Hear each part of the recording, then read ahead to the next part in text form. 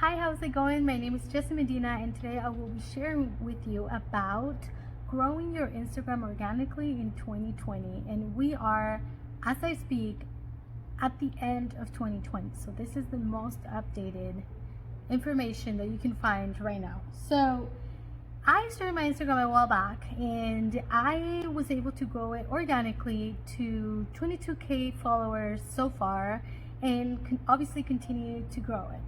I honestly speaking never saw any value in buying followers, even when it was popular and everybody was doing it. And the reason why it's not valuable is because most likely if you're watching this video, you want to grow your Instagram because you want to grow your personal brand or your business. And so if you are trying to do those things, there's absolutely no point in gaining fake followers or bots. The reason being is that nobody's gonna buy. If your followers are fake, who is going to buy from you? Make this video to tell you how I was able to grow my account up to 22,000 followers so far. If you want to find out more or check out my Instagram, it's at Jessie Medina Official, and I will put the link below. Now, the second thing that I'm super excited about is that I will be sharing with you a little guide on all the things that I'm talking about right here in this video, and you'll be able to fill it out and follow through with it. So make sure that you check out that link. I'll post it in the description, and you'll be able to download the guide to see every point that I'm talking about in the video and to fill it out so that you can make sure that you actually follow through and implement the things that I'm talking about here. And without further ado, let's get started. So I'm going to share with you 7 tips on growing your Instagram organically in 2020. So make sure you watch to the end of the video so you can learn all the 7 tips and you can get the guide.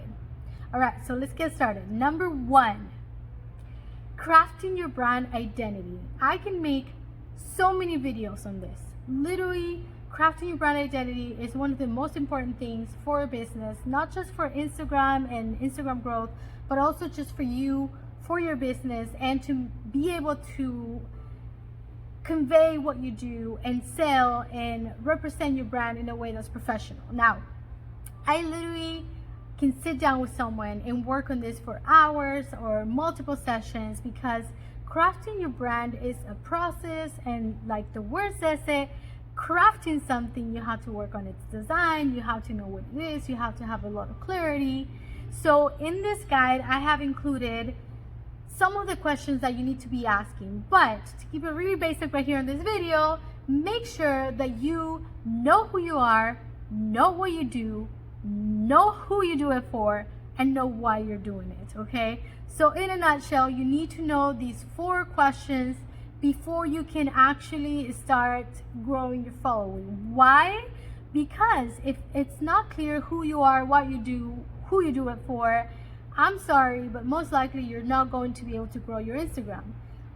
Would you follow something that's about everything and it has no clarity and that it just doesn't make sense to anyone and they don't even know? No, you probably wouldn't, right? You want to follow things that you're looking for. You want to, if you're looking for ice cream in your area, you are going to be looking for that, right? So you're going to be looking for an Instagram account that does just that. If you had a business in your area that sells ice cream, but they didn't tell people that they sell ice cream, you wouldn't be able to find them. Simple as that. So make sure that your brand is super clear. And like I said, I will be making more branding videos. Comment below if you want me to talk more about brand identity and design, because this is really one of the things that I'm best at, is branding and design and brand identity. So if you want me to make more videos about that, make sure you let me know. However, we're gonna move on to point number 2. So once you know exactly what you're doing and who it's for and what you're offering, your content, you need to figure out your content. I see way too many people that post, and I have been guilty of this at times too. If I get really busy and I just sometimes feel over or whatever, you know, that it has no direction. The content has no direction. There's no plan, and what happens is you either get burnt out, you get uninspired, you don't know what to post, or you're just posting all over the place. So make sure that your content makes sense. Again, in the guide, I'll tell you exactly what you need to write down, but here's a little quick tip. Make sure you have 5 things that you always share about.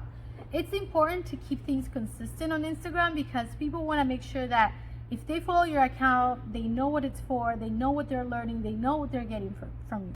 So there's 5 topics and things that you're going to be sharing at all times. Now, out of these 5, there is 3 that are the main ones for your brand or your business or your influencership or whatever it is you want to do with your Instagram. And then there's 2 that are personal things. And this is why it's important to have both of these. The 3 main pillars that you're going to be sharing about your business are going to be to either teach something, to offer something, or to build authority. So for example, if I'm going to make my Instagram all about Instagram and getting followers, and let's say that's what I want to make it about, I'm going to make sure that some posts are about teaching you how to do it. Some posts are going to be about an offer, right? So from time to time, I'm going to say, hey, I'm launching this YouTube video, or I'm launching this guide or this webinar. Check it out. It's going to be about Instagram. So you have an offer. You're actually selling something. Oftentimes I see accounts that are super cool and they have really cool content and they teach a lot, but they don't really have an offer. They don't have a call to action for the people. And so they are leaving money on the table. So make sure that part of your content is also making an offer. On the other hand, you have accounts that are constantly making offers and they're teaching nothing, right? These are the people that are like constantly like posting. Every single post is like, buy this from me, buy that from me, click on this link. But there is no content that teaches you, that offers you value. And obviously we don't like that. It's super salesy and there's just no value for us to follow. So make sure that you have that. And the third thing that you want to be posting about relating to your business or your brand is your authority. You want to make sure that people know what you've done. So if you've spoken at an event, or if you're really good with a topic that you want to talk about, or if you've been on a magazine, you want to share these successes because you want your followers to know why you're an authority in this topic, why you're good at this, and why they should follow you and learn from you as compared to somebody else. And now, the 2 personal things that you want to share about within these 5 pillars is you want to pick 2 things that are going to help you connect with your audience. So the first 3 things are helping your business and they're helping your audience and offering value. These 2 things are going to be things that are going to help you build trust and they're going to help your audience want to engage with you. These 2 things are topics that are close to you, topics that are authentically you, that are aligned with you, and therefore they're going to help your audience connect with you. They're going to help your audience get to know you better, and it's going to help you niche down, which is the next topic, okay? But staying on this one, for example, for me, I love to travel. I love to travel. One of the reasons I became an entrepreneur was because I wanted to travel. Therefore, I post pictures from time to time about my travels. Right now, because of everything that's happening, obviously I'm not traveling as much. However, I'm still doing throwbacks and sharing with people some of the cool adventures I've gone on.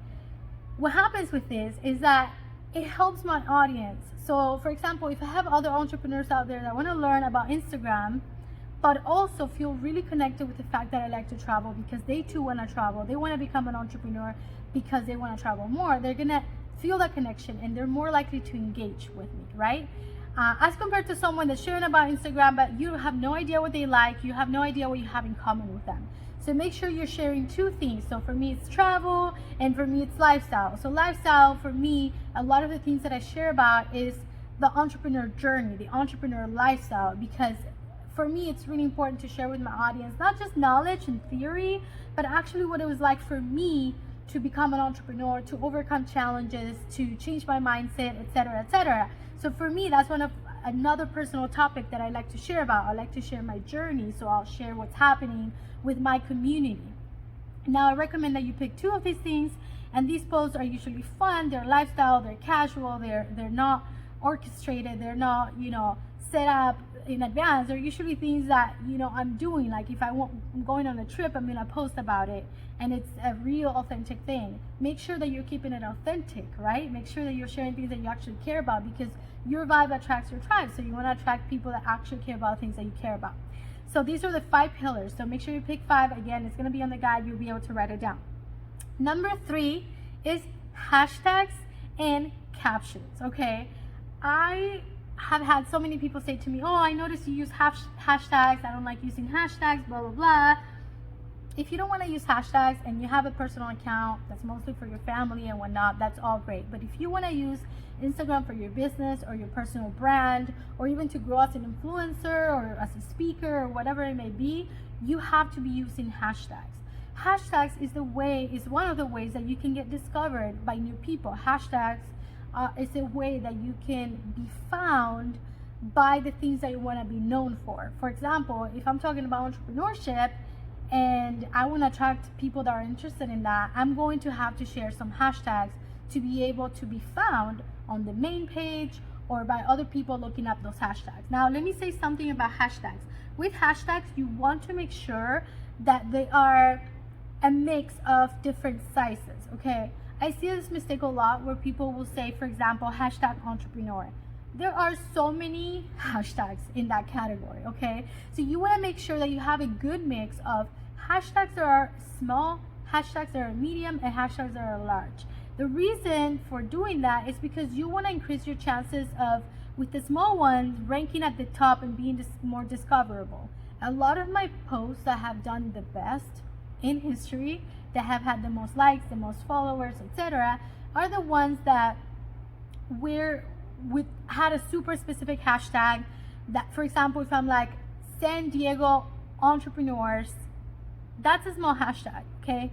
There aren't as many, hashtags using that, right? If I just say entrepreneur, on the other hand, that's a huge hashtag. And there are some middle hashtags, okay, like SD Life, Visit San Diego. That's like a middle one. So make sure that you're using things that are specific to your industry. Make sure that you're using things that are specific to your brand. Make sure you're using things that are a little bit more broad. And that way you're increasing your chances of being discovered and of making more people see your posts. Because ideally, if you're trying to grow your following, you want to reach new eyes, right?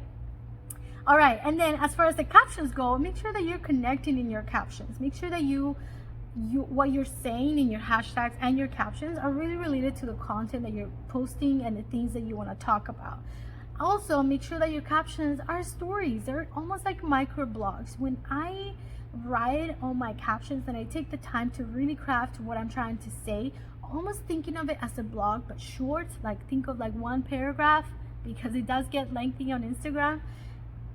It's a story. You're telling a story, you're sharing something with your audience, and it's really important. And I found that when I take the time to really work on my captions and craft it, it actually performs a lot better, because even though a picture is worth more than 1,000 words, it still helps when you're explaining what's happening in the picture, or you are having a call to action, or you're connecting or telling a story to your audience. And now I'm taking too long, and I'm trying to make these videos a lot shorter, so I'm going to move on to point number 4. But again, make sure you download the guide. Number 4 is analytics and formats. Okay, so I see that a lot of people that have been wanting to grow their Instagram, they're actually not looking at the numbers.